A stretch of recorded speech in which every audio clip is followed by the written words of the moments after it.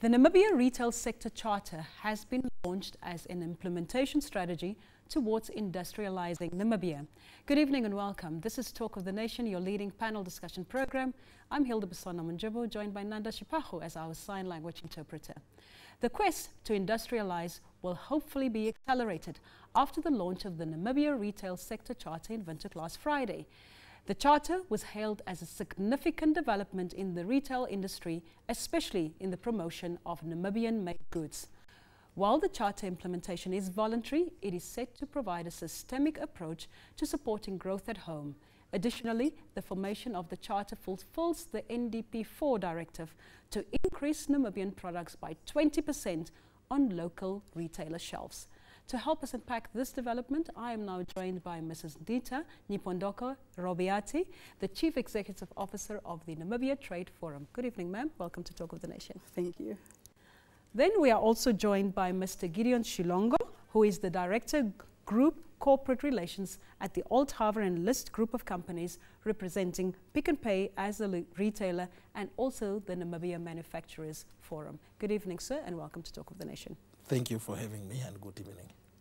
And thirdly, we are joined by Leonard Kamwe, who is the Head of Advocacy and Research at the Namibia Chamber of Commerce and Industry. Good evening, sir. Welcome to Talk of the Nation. Good evening. We'd like to then start by asking you, Madame Robiati, the first question. I'd like to find out first and foremost, what did you set to achieve with this retail charter? Right. Thank you so much, Hilda.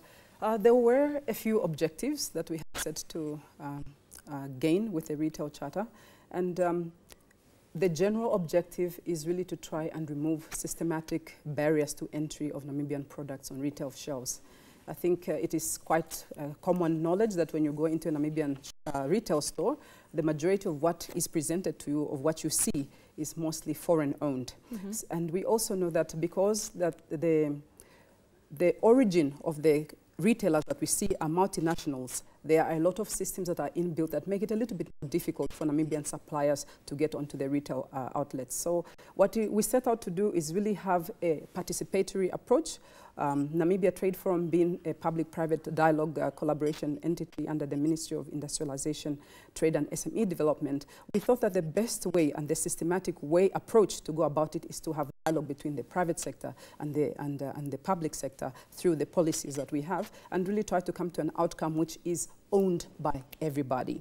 So we felt that our objectives were met in that we had both the public sector and the private sector engaging on these issues, and really to say after about 24 months we came to the results that we have come to towards systematic removal of barriers. Hence the idea is that we support growth at home, as you have mentioned, and by increasing stimulating manufacturing, enhancing value chains, and of course overall economic growth and employment creation, etc. Yeah, linking in with the goals of NDP4 then. Yes.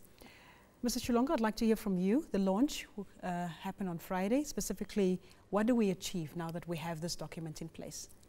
What now? Of course, what is left is for us to leave that document. So we have now to bring it to life.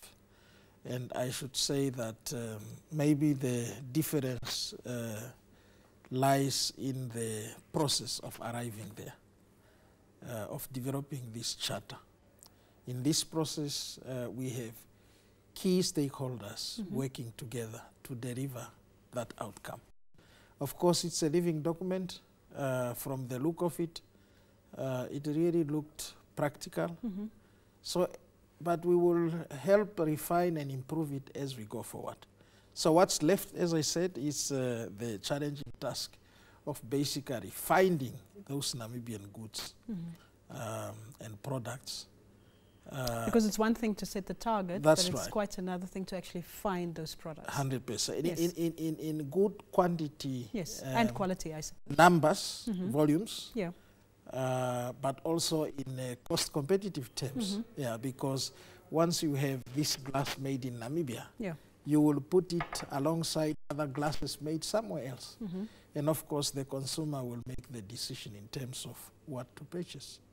That already just tells me that there's already a challenge there, because with the market size that we have in Namibia, Mr. Kamwe, that must be a challenge for a Namibian manufacturer, because in essence you would then be manufacturing for 2 million if all Namibians were to buy your product, which we know is not the case. But I'm just wondering about that challenge that imposes on the Namibian manufacturer that must actually provide these goods to the retail sector. It is a big one, as you said. Putting goods next to other internationally produced goods isn't that easy.